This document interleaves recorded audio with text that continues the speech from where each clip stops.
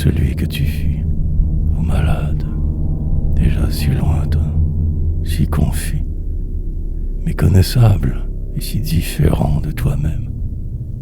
La lune ainsi se voit reculer plus blême, toute changée, délayée en son halo, quand elle se confronte avec elle dans l'eau. De même, étant malade, on se ressemble à peine. On n'a plus son visage. Ah, comme on est changé. On est le mouton nu qui pleure après sa laine.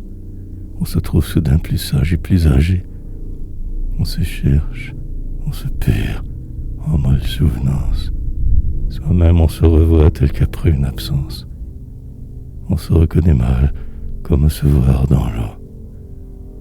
On est si différent qu'on se semble à nouveau, avec même une autre âme, avec d'autres idées. Des laisses simples ont remplacé les orchidées.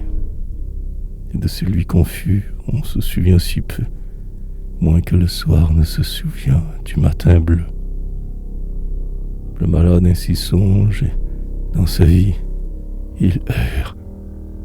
Sa vie, elle lui semble à lui-même étrangère.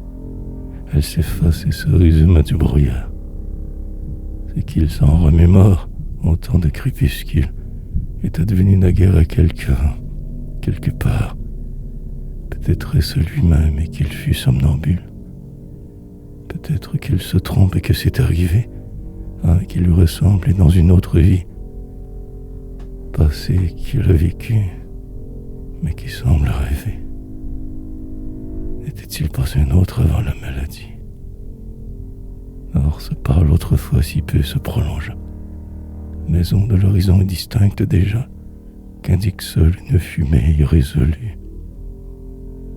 Tout est si transitoire et si vite accompli. Sa vie antérieure est presque dans l'oubli. Il la sent vague en lui comme une histoire lue. Et morne, il a l'impression jusqu'à l'aigu d'avoir à peine été